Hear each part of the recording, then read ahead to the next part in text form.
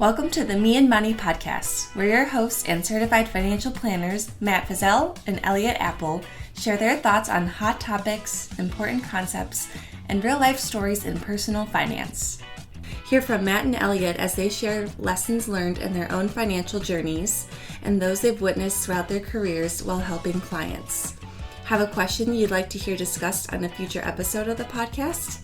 You can reach out to Matt or Elliott or drop your question at the link listed in the show notes. Before we get to the episode, we'd like to remind you that while both Matt and Elliott are financial planners, they are not your financial planner, and this podcast is only intended for educational purposes. For full disclosures, please be sure to listen to the end of the episode or check out the show notes on your favorite podcast platform. Now, on to the show with your hosts, Matt Fizell and Elliott Appel. Welcome back to another episode of the Me and Money podcast. Elliott has been suffering through his 2025 tax projection and seeing how much in self-employment tax he's going to be paying. So we thought it would be good, especially with open enrollment season upon us, to talk a bit about total compensation. And Elliott, when I say total compensation, can you just explain that a bit to our listeners and to our viewers? Like, what do we mean by that? Is that my salary? Is that my salary plus my bonus? What does that really mean? I think a lot of people immediately go to salary and maybe salary plus bonus. I would include all the benefits also that your employer is paying for. So if that's health insurance or disability insurance, life insurance, basically anything that is included in your total compensation that you also have access to on the benefit side, there's some sort of value there that is maybe different from total compensation at a different company and what benefits they provide. Yeah, or your own company, right? That too. Because I have a lot of folks who are maybe working on that independence path to becoming an entrepreneur, and there's one thing they always know about, and that's the taxes. So I think we're going to dive into all that. We'll save that tax bit for the end. But yeah, Elliott mentioned a lot of really great pieces. And I think employee benefits have really evolved over, I would say, even the last 5 to 10 years, right? There's so many new things out there, like, fertility benefits, adoption assistance programs. I mean, now with student loan payments, like being a bit more into that space as well. There's just like new things every day, or like therapy, like EAP type benefits, employee assistance programs. Like there's just a lot of maybe not fully utilized pieces that people think about, or they just see them as free benefits, not realizing that, the employer does have some costs on their end for those programs. So with that being said, where should we start, Elliott? Maybe we should just go down the list of possible benefits and the value that we've seen for certain people in the past. What do you think? Yeah, let's start with the easy ones though. So let's talk about that good old free money that we can get from our jobs, right? So this would be things like the 401k match, right? So typically you're going to see 3 to 6%. 6 is probably not too maybe common. 10? Maybe 10. I've seen some employers at 10. Yeah. So again, when you think about that right off the bat, right, that's like 3 to 10% of your salary being added right on top of it. And there are those plans too. I would say they're even slightly more valuable if you don't have to make a contribution to get them, but that's just free money, right? So I mean, right there, you're already looking at 3 to 10% of your total compensation being added, and we're just at the first benefit. Of note on 401ks, anything else you'd want to highlight there? Like, I would just say plan investment options, plan expenses. How much of that are you paying versus your employer? What investment options do you have available? That can, I mean, we look at this every day. So we've seen some really good plans and some really awful ones. And the difference over a lifetime, like if you actually stay with that employer for multiple decades, I would venture tens of thousands of dollars, if not more, potentially. Yeah. Yeah. And especially if they have, like most modern plans have like a mega backdoor Roth opportunity. Like, I wouldn't call that employee compensation, but you're not going to be able to do those kind of things in like your IRA, right? So yeah, if you have the means to save and you can get 30 to 40,000 more growing tax free versus an employer that doesn't offer it. Thankfully, a lot more offer it today, but that I would consider that employee benefit. Yeah. I don't know how you put a value on that. It's going to be different for everyone, but yeah, it is just one of those things where it's kind of a priceless feature. If I'm going to be honest, if you can make use of it, right? Yep.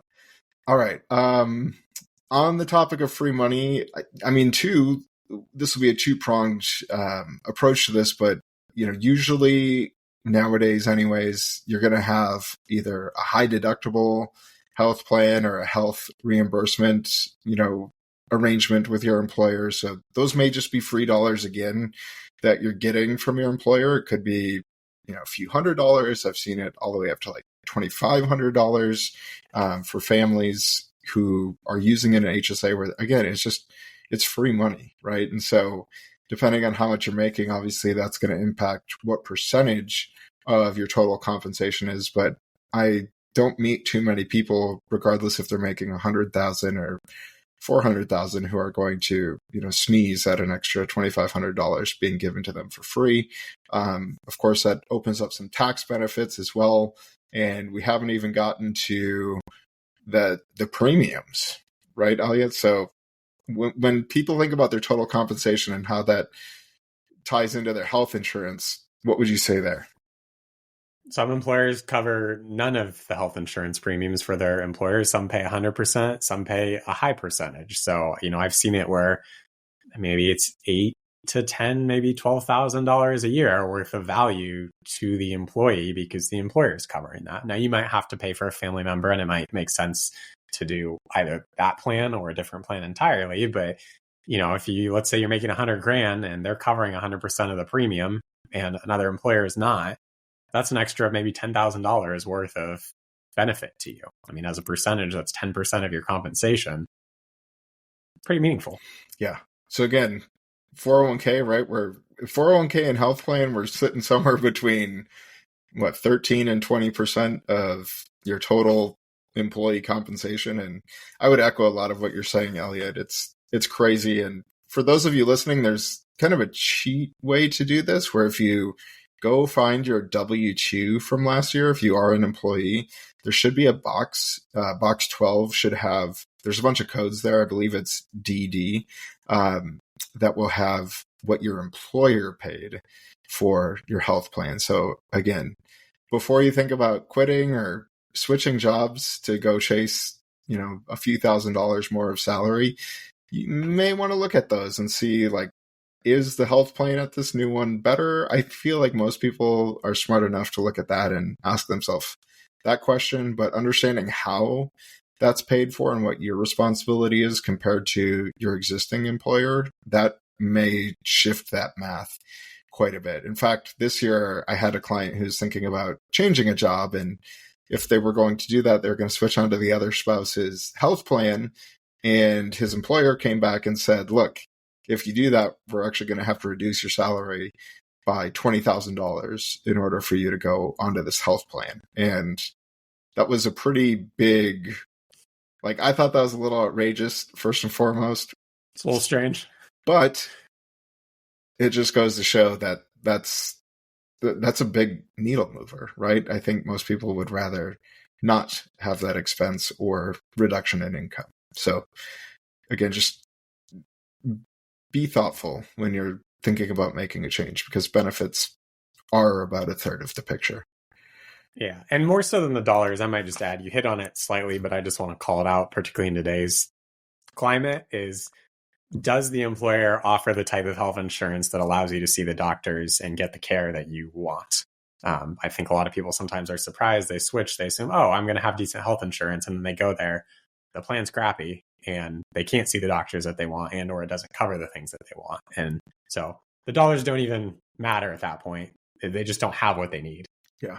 And just a quick tip on that, whether it's your existing employer with multiple options of, health plan, or you're thinking about making a change, you can usually find the the summary of benefits, it's usually like a blue and white spreadsheet type looking document, but those are super important to look at, especially if you're making use of services like mental health or a therapist or anything like that.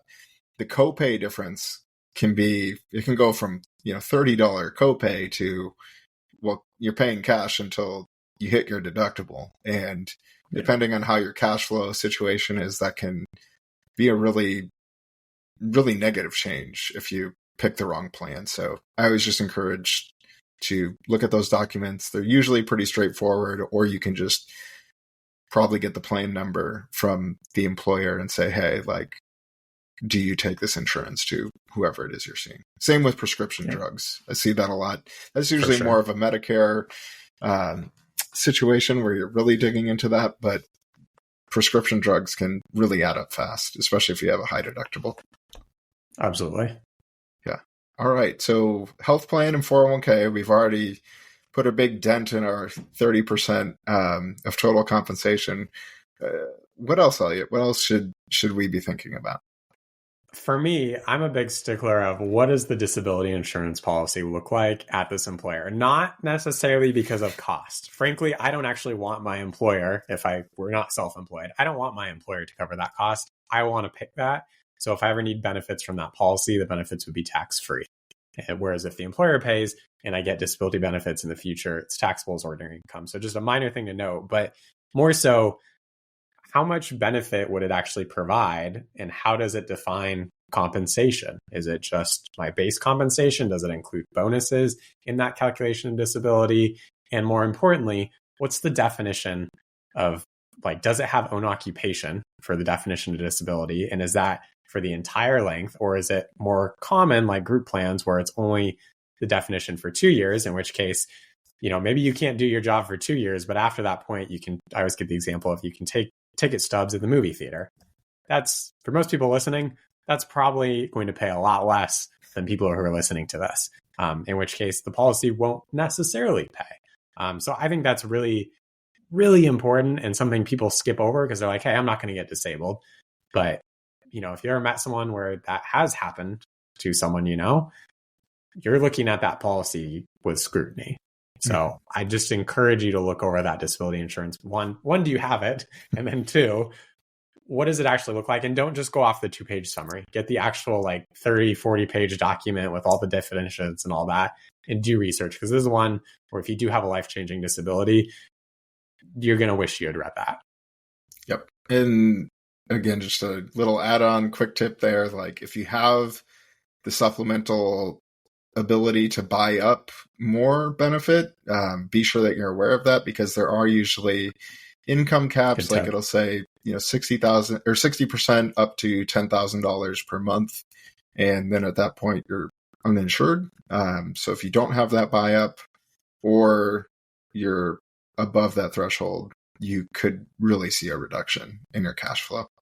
I guess I'll just take that one and jump into life insurance. Yeah. I think this is one of the more unique choices that you can make with employee benefits, because a lot of times, especially as we get older, we usually run into more health issues and potential uninsurability. Now, I don't think a basic group life plan is going to be the savior of your financial plan if you are in that situation and don't have life insurance, but there are usually some amounts that you can take even on the supplemental side to get some death benefit if you do not qualify for life insurance and you need life insurance. So I think that's a really unique thing. And again, that's like one of those nuanced cases where it really is a priceless benefit at that point, because if you can't get it and you need it and you're able to get it through a group plan, that's a dollar for dollar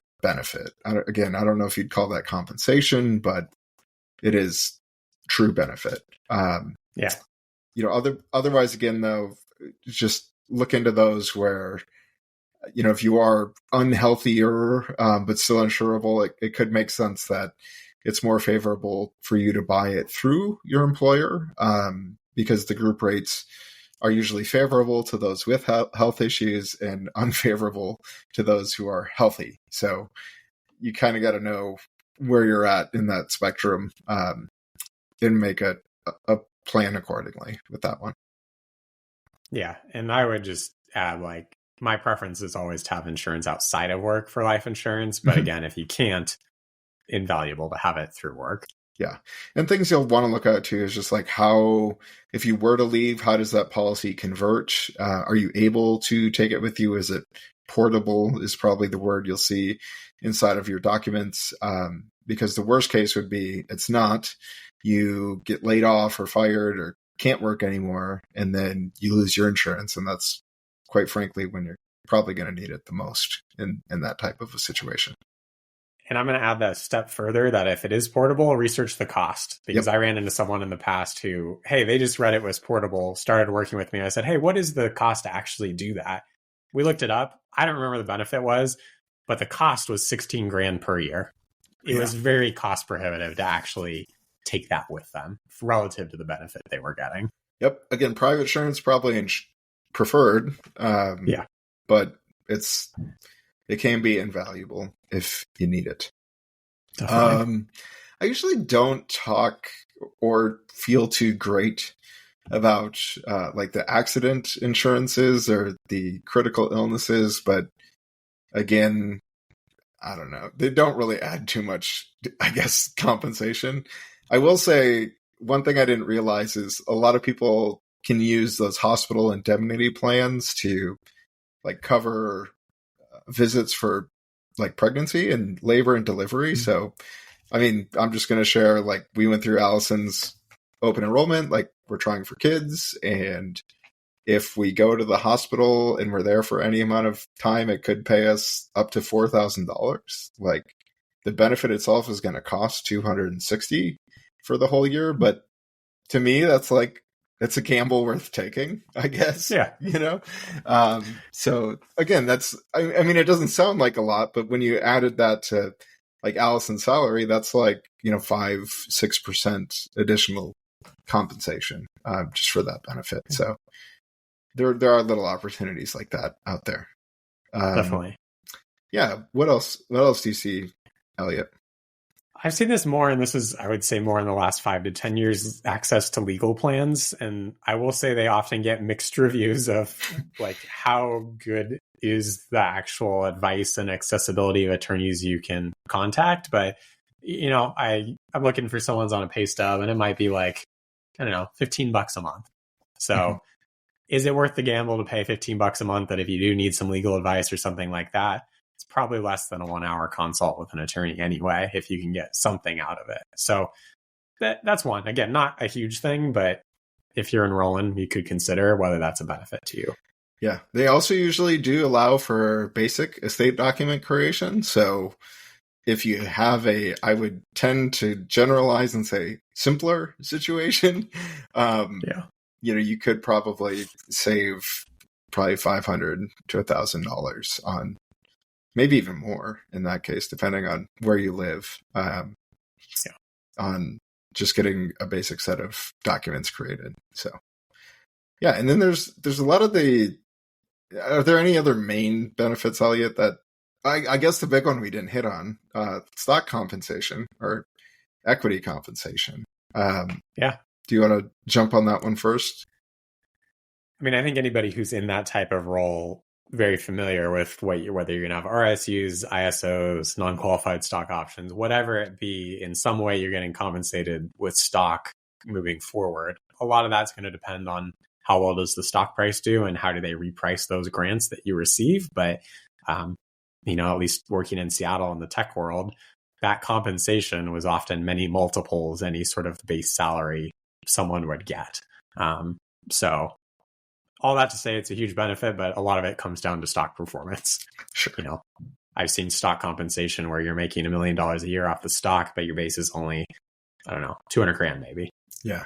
Well, or it could be a simpler equation, right? Usually with a more established public company where maybe you just have access to an employer stock purchase plan, right? I mean, if you can contribute up to 10% of your salary to that and you're getting a discount on the stock, I mean, that's a 10% discount, right? So if you can do 10% of your salary at a 10% discount, that's using a sample salary of $100,000, right? That's $1,000 of savings right there. If you can contribute 10% and you save 10%. Yeah, and you're probably saving 15%, yeah, realistically. Right. But But again, so that's another 1 to 1.5%. And that math scales, right? If you have a bigger salary, then you do the same percentage. So it's just one of those things where it sounds like a minor thing, but you can add 1 to 2% of your salary just by making use of those two. Definitely. Yeah. And then there's a lot of the, I guess, softer benefits. I don't know like how utilized some of those pieces are, but like I know Allison has like the Wellness Wisconsin. So if we go to the doctor and go to the dentist every year, we get $125 each. Like, again, it's not life-changing money, but it is something. And it's fun. All the things add up, right? And then you have like some of those where you can get free like financial coaching or budgeting help or access to like a therapist 10 times a year. Free parking could be another one. For parking would be a big one. Right. But those are all things where it really does, when you take all of those small benefits and add them together, it can, again, add like another, shall we say, 2 to 5% of your income. And pretty quickly, when you start to add that with the 401k and the health plan and the free money from matches or HSA contributions, it really does make up a big chunk of what you're being paid. Yeah, it could be tens of thousands of dollars very easily. Yeah. And then too, I always like to tell, the folks considering self-employment, right? And I joked with you about this before, Elliott, before the call today. But, a lot of people don't realize that your employer is paying half of your FICA taxes, right? So, your Social Security tax, your Medicare tax, those alone, right? You're going to be right around another 15% of your income. That's not being, it is being taxed, but it's not being taxed to you. It's being taxed to your employer.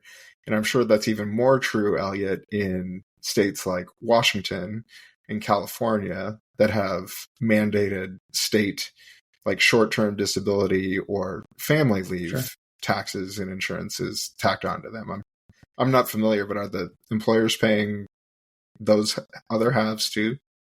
So I don't know for California, but I know as I was leaving Washington State, this may have changed. Self-employed people could actually opt out of the long-term care tax there. Yeah. But still, as an employee, they are paying some of that for you, right? Yes, I'm just saying if you went self-employed, you wouldn't necessarily pick up that end of tax. Still picking up the 15, but not necessarily the long-term care for that specific state. I don't know about California or if it's changed in Washington. Yeah. But then again, there are obvious advantages to being self-employed as well. So it's all just to say, right? Like in order to go make your salary as a self-employed, at a minimum, right? Like even forgetting the benefits, you're going to have to at least earn 15% more. Yeah. You have to do the math and definitely you start to realize you have to make a lot more self-employed. Yeah.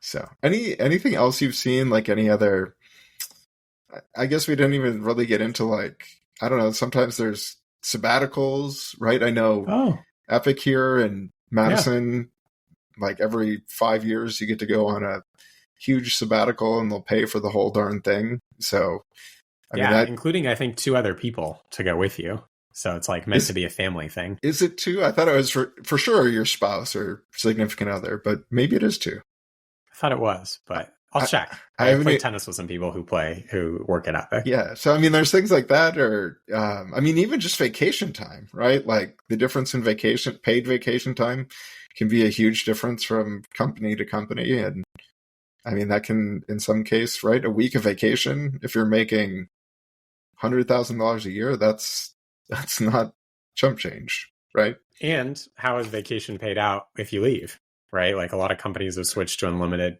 PTO or paid time off, nothing to pay out at the end. Whereas if you accumulate, there might be something to be paid at the end. It may not be dollar for dollar, but you get something. Yeah. So there's that. And I mean, the list goes on and on. I'm sure there's some crazy things There's out probably there, something especially we're missing, but especially in like Silicon Valley. I have to imagine there's some pretty lucrative benefit packages, like free out meals, right? Like laundry done or dry cleaning. Like you saw that. I think that's going on less these days, but I know, back when I was working in Seattle, that was a big, like, what sort of benefit are we getting there? Or do you have discounted lunches? I'm pretty sure Epic around here is pretty cheap lunches there. So it's not free, but far less than you trying to get the ingredients, cook at home, spend all that time. So there's some interesting arrangements that employers have come up with. Yeah. And I would say too, like professional development, I know it's true in our space, but I've also seen it in, some of my clients who work for like biotech companies, like, paid conferences, paid continuing training and education. Like those things are not cheap and add up very quickly. So there's a lot to be considered when you're thinking about making a change. But hopefully this episode just made you realize maybe you're listening like, I don't have any of those things. Like that might be a really good thing to, take heart to and maybe go find someone who's going to give you some of these awesome benefits. I'm laughing. I'm hoping people have at least one of these benefits. Maybe you'd be they surprised. Don't, but I know. But I think in short, add up the benefits that you're getting, and maybe you do that now just to figure out like, what is your employer offering? So if another offer did come across your desk, what's the equivalent for them? Or you realize I'm actually being paid a lot more than I thought I was being paid, and maybe this job doesn't suck so bad.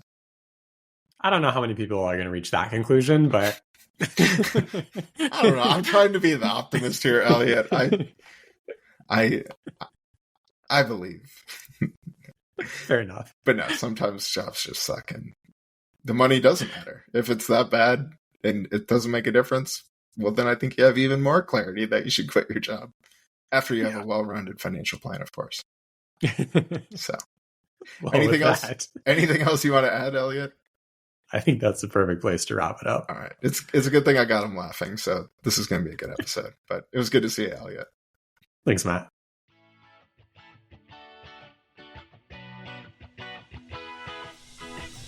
Thanks for listening to this episode of the Me and Money podcast. We hope you enjoyed the show. Have a question you'd like to suggest for a future episode? Drop Matt or Elliott a question at their email or use the linked form in the show notes. Like what you heard? It would be a tremendous help to us in our mission of having real conversations about personal finance by leaving us a review on your favorite podcast app. A few words can go a long way in connecting those looking for content like ours on their app of choice. You can also support the show by liking, sharing, and subscribing. Thanks again for listening, and be on the lookout for future episodes soon.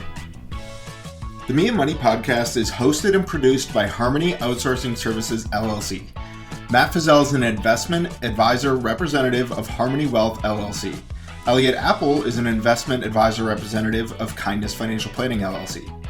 However, the views and opinions expressed by Matt and Elliott in this podcast are not intended as individualized investment advice on behalf of Harmony or Kindness, or as tax, accounting, or legal advice. Although we gather information from sources that we deem to be reliable, we cannot guarantee the accuracy, timeliness, or completeness of any information prepared by any unaffiliated third party.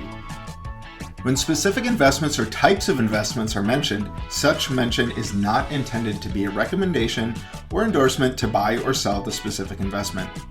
Harmony is a registered investment advisor authorized to do business in the states of Wisconsin and Texas and other jurisdictions where exempted. Kindness is a registered investment advisor authorized to do business in Wisconsin and Washington and in other jurisdictions where exempted. Registration as a registered investment advisor does not imply a certain level of skill or training. This website contains links to the Harmony and Kindness websites that provide general information about the advisory services offered by Harmony and Kindness. These links are provided as a convenience only. Harmony and Kindness can only provide individualized services after you sign an agreement and receive required disclosures. Users of this website may, but are not required to, engage the services of Harmony or Kindness for advisory services. Please remember that all investments involve varying degrees of risk, and the future performance of any specific investment or investment strategy is not guaranteed to be profitable or equal to any historical performances. As a final note, we'd encourage you to reach out to your financial professionals before implementing any of the strategies or concepts discussed in this podcast. Thanks again, and we'll see you next time.